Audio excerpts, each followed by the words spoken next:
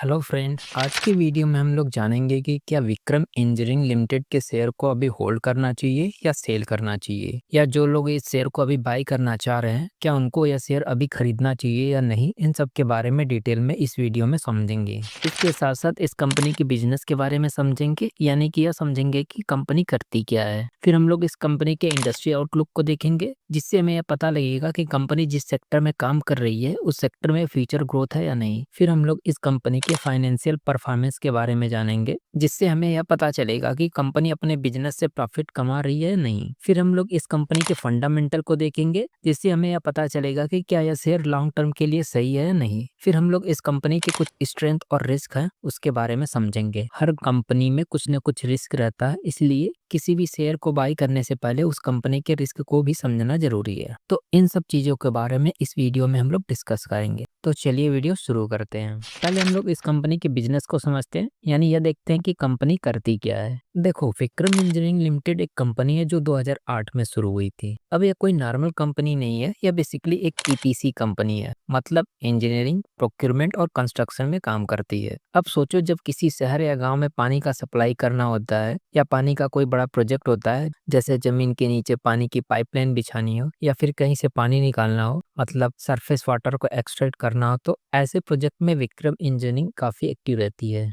इसके अलावा ये लोग ओवरहेड टैंक भी बनाते हैं, वही बड़े बड़े पानी के टैंक जो आपके शहरों या गांव में दिखते हैं। इन टैंक से पूरे इलाके में पानी सप्लाई किया जाता है। और यह कंपनी सिर्फ टैंक ही नहीं, पूरे डिस्ट्रीब्यूशन नेटवर्क का भी काम करती है, यानी पाइपलाइन बिछाना, कनेक्शन देना और यह इंश्योर करना कि पानी सही तरीके से हर जगह पहुंच रहा है कि नहीं। तो एक तरह से देखा जाए तो विक्रम इंजीनियरिंग उन कंपनीज में से है जो शहरों और गाँवों के बेसिक जरूरतों यानी पानी को सही तरीके से लोगों तक पहुंचाने में बड़ा इंपॉर्टेंट रोल निभाती है। अब अगर बात करें विक्रम इंजीनियरिंग के काम की, तो यह कंपनी कई अलग अलग सेक्टर में काम करती है, मतलब इनका काम सिर्फ एक ही फील्ड तक नहीं सीमित है। सबसे पहले बात करते हैं पावर ट्रांसमिशन एंड डिस्ट्रीब्यूशन की। अब देखो, जब हमें इलेक्ट्रिसिटी एक जगह से दूसरी जगह पहुंचानी होती है और वह भी लॉन्ग डिस्टेंस पर, तो वहाँ हाई वोल्टेज सिस्टम की जरूरत होती है। विक्रम इंजीनियरिंग इसी काम में एक्सपर्ट है। यह लोग एक्स्ट्रा हाई वोल्टेज यानी ईएचवी सब स्टेशन बनाते हैं, और वो भी 400 किलो वोल्ट तक का। अब यह सुनने में टेक्निकल लग सकता है, लेकिन आसान भाषा में कहे तो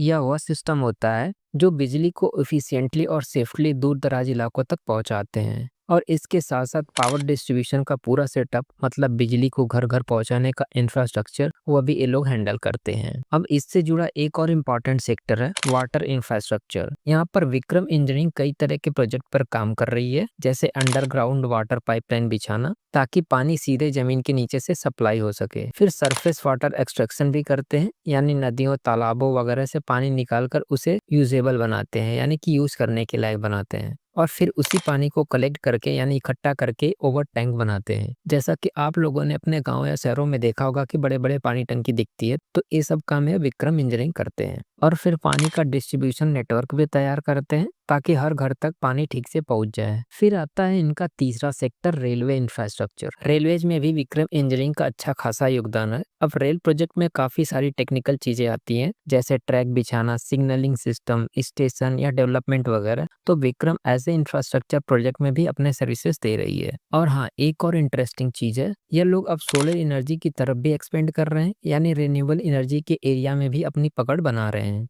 सोलर ईपीसी प्रोजेक्ट में इनकी प्रेजेंस बढ़ रही है, यानी सोलर पैनल्स लगवाना, उनका पूरा सिस्टम तैयार करना और इंजीनियरिंग प्रोडक्शन शुरू करना, यह सब कुछ हैंडल कर रहे हैं। तो अगर पूरी पिक्चर देखें तो विक्रम इंजीनियरिंग एक ऐसी कंपनी है जो पावर, वाटर, रेलवे और सोलर इन सभी जरूरी सेक्टर में काम कर रही है। और इनका फोकस सिर्फ प्रोजेक्ट कंप्लीट करने का नहीं है, बल्कि एक स्ट्रांग और सस्टेनेबल इंफ्रास्ट्रक्चर क्रिएट करने का है। अब देखो, अगर हम विक्रम इंजीनियरिंग की परफॉर्मेंस की बात करें कि इन्होंने अब तक क्या क्या अचीव किया है, तो वह चीज काफी इम्प्रेसिव है। जैसे कि 30 जून 2025 तक इन्होंने 45 प्रोजेक्ट पूरे कर लिए हैं, और वह भी 14 अलग अलग स्टेट्स में। अब ये जो प्रोजेक्ट है, इनकी टोटल वैल्यू करीब 19,199 करोड़ से भी ज्यादा है, यानी जितना काम इन्होंने अब तक कंप्लीट किया है उसका इतना बड़ा स्केल है। और सिर्फ पुराना काम ही नहीं, अभी इनके पास 44 ऑनगोइंग प्रोजेक्ट है जो 16 स्टेट्स में चल रहे हैं। अब इन चल रहे प्रोजेक्ट की भी टोटल वैल्यू है करीब 51,202 करोड़। अब इसमें से जो पोर्शन अभी ऑफिशियली इनके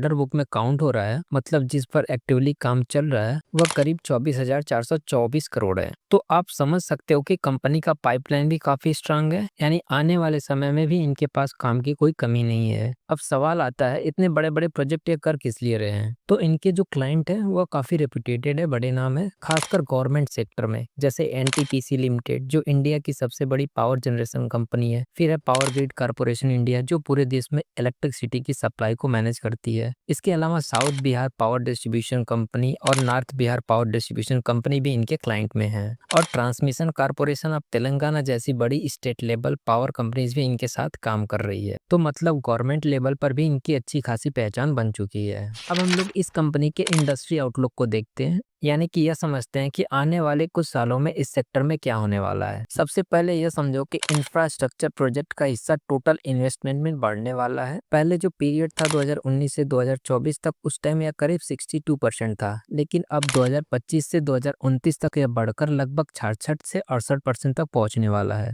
मतलब इंफ्रास्ट्रक्चर में पैसा लगाना ज्यादा इंपॉर्टेंट हो गया है और यह इन्वेस्टमेंट भी काफी तेजी से बढ़ेगी, लगभग 1.7 गुना। इसका रीजन यह है कि सरकार ने कुछ बड़े स्कीम्स और प्रोजेक्ट शुरू किए हैं, जैसे national infrastructure pipeline, national monetisation pipeline और गति शक्ति। इन इनिशिएटिव की वजह से इंफ्रास्ट्रक्चर सेक्टर को बहुत बूस्ट मिलेगा और पैसे की फ्लो और काम दोनों बढ़ेंगे। अब बात करें इंडस्ट्रियल इन्वेस्टमेंट की, तो वह भी बढ़ने वाला है, लगभग 1.3 गुना। खासकर ऑयल एंड गैस सेक्टर में एक्सपेंशन हो रहा है, साथ ही पीएल स्कीम की वजह से भी कई नए प्रोजेक्ट आ रहे हैं। तो मतलब इंडस्ट्री का स्केल बढ़ने वाला है। और एक इंटरेस्टिंग बात यह है कि बिल्डिंग कंस्ट्रक्शन में भी बढ़ोतरी हो रही है, लगभग 1.4 गुना। इसका मेन रीजन है कि रेसिडेंशियल डिमांड का बढ़ना, लोग ज्यादा घर बनवा रहे हैं, शहरों में रहने की जरूरतें बढ़ रही हैं। लेकिन यह ध्यान देना जरूरी है कि ओवरऑल शेयर थोड़ा घटकर 16 से 18% रह जाएगा, जो पिछले 21% था। तो कुल मिलाकर देखा जाए तो आने वाले कुछ सालों में इंफ्रास्ट्रक्चर, इंडस्ट्रियल प्रोजेक्ट और रेसिडेंशियल बिल्डिंग में पैसा लगाना काफी ज्यादा बढ़ेगा,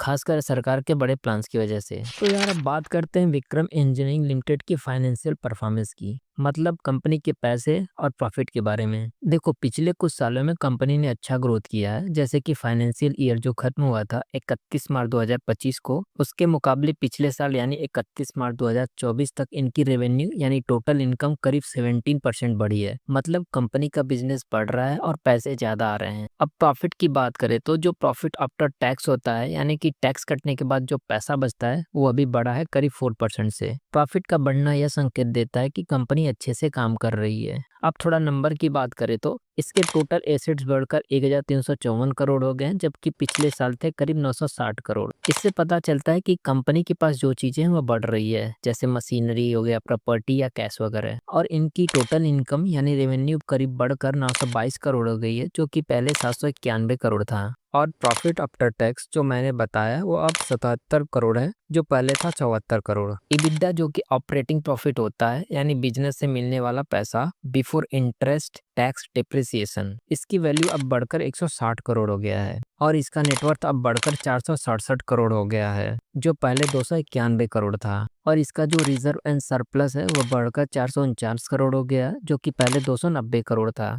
रिजर्व एंड सरप्लस क्या होता है कि कंपनी अपने प्रॉफिट का कुछ हिस्सा बचाकर रखी रहती है फ्यूचर के लिए, यानी कि उस पैसे का यूज फ्यूचर में अपने बिजनेस के एक्सपेंशन में, यानी मशीनरी वगैरह खरीदने में यूज करती है। और हाँ, बोरोइंग यानी कर्ज भी थोड़ा बढ़ा है, जो करीब 273 करोड़ है, जबकि पहले था 143 करोड़। इसका मतलब कंपनी ने कुछ प्रोजेक्ट के लिए पैसा उधार भी लिया है। तो ओवरऑल पिक्चर यह है कि विक्रम इंजीनियरिंग की फाइनेंशियल स्थिति मजबूत हो रही है, रेवेन्यू और प्रॉफिट दोनों बढ़ रहे हैं, एसेट्स भी बढ़ रहे हैं और कंपनी अपने काम में एक्सपेंशन कर रही है। थोड़ा कर्ज जरूर बढ़ा है, लेकिन वो भी मैनेजेबल लग रहा है। मतलब कंपनी धीरे धीरे ग्रोथ कर रही है। अब हम लोग इस कंपनी के फंडामेंटल को देखते हैं कि कंपनी फंडामेंटली स्ट्रांग है या नहीं। इसके ROE यानी रिटर्न ऑन इक्विटी की बात करें तो इसका रिटर्न ऑन इक्विटी 16.63% है, जो कि अच्छा है। अगर किसी भी शेयर का रिटर्न ऑन इक्विटी 15% या 15% से अधिक है तो उसे अच्छा माना जाता है। वहीं पर इसका रिटर्न ऑन कैपिटल एम्प्लॉयड 23.34% है, जो कि अच्छा है। अगर किसी भी शेयर का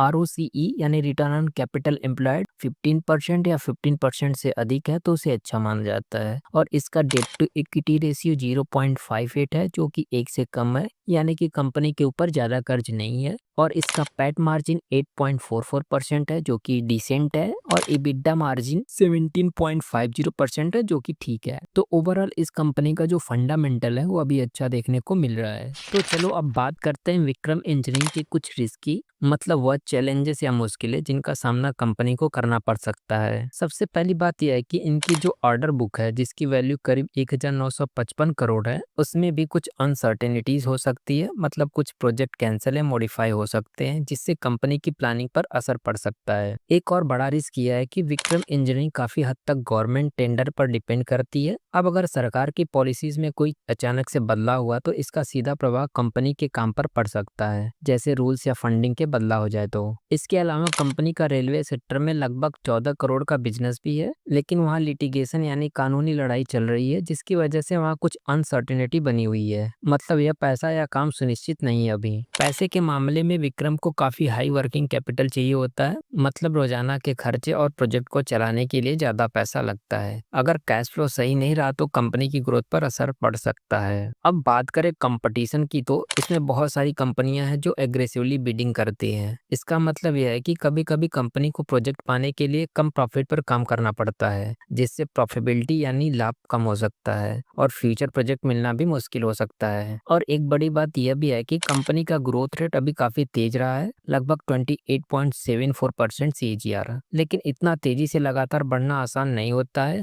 इसलिए यह भी एक चैलेंज है कि यह ग्रोथ कंपनी सस्टेन कर पाएगी या नहीं। तो कुल मिलाकर यह सब रिस्क फैक्टर है जो विक्रम इंजीनियरिंग को ध्यान में रखना पड़ता है, ताकि कंपनी को कोई बड़ा झटका न लगे। तो यह था इस कंपनी का रिस्क फैक्टर। अब हम लोग यह समझते हैं कि क्या इस शेयर को अभी होल्ड करें या सेल करें, या जो लोग अभी इस शेयर को खरीदना चाह रहे हैं क्या वो अभी इस शेयर को खरीद सकते हैं या नहीं, इनके बारे में समझते हैं। तो देखो, अगर आप इस शेयर को अभी होल्ड या सेल करने का सोच रहे हैं तो देखो, कंपनी का बिजनेस ठीक है और जिस सेक्टर में काम कर रही है उस सेक्टर यानी उस इंडस्ट्री का फ्यूचर ग्रोथ भी अच्छा है। कंपनी का फाइनेंशियल परफॉर्मेंस भी ठीक है, इसका फंडामेंटल भी ठीक है, लेकिन इस सेक्टर में कंपटीशन ज्यादा है। अगर आप लॉन्ग टर्म ट्रेडर हो तो आप होल्ड कर सकते हो, वहीं अगर आप इस शेयर को बाई करने का सोच रहे हो तो बाई कर सकते हो। लेकिन एक चीज ध्यान रखना, IPO लिस्टिंग के तुरंत बाद बाई करना थोड़ा रिस्की होता है, क्योंकि IPO लिस्टिंग के बाद कुछ दिनों तक इसका शेयर प्राइस स्टेबल नहीं रहता, यानी तेजी से शेयर प्राइस गिरता है और बढ़ता रहता है। इस वजह से थोड़ा सा रिस्क होता है, लेकिन ओवरऑल कंपनी अच्छी है। और हाँ, डिस्क्लेमर यह है कि यह वीडियो केवल एजुकेशनल पर्पज के लिए है, आप लोग को समझाने के लिए कंपनी के बारे में।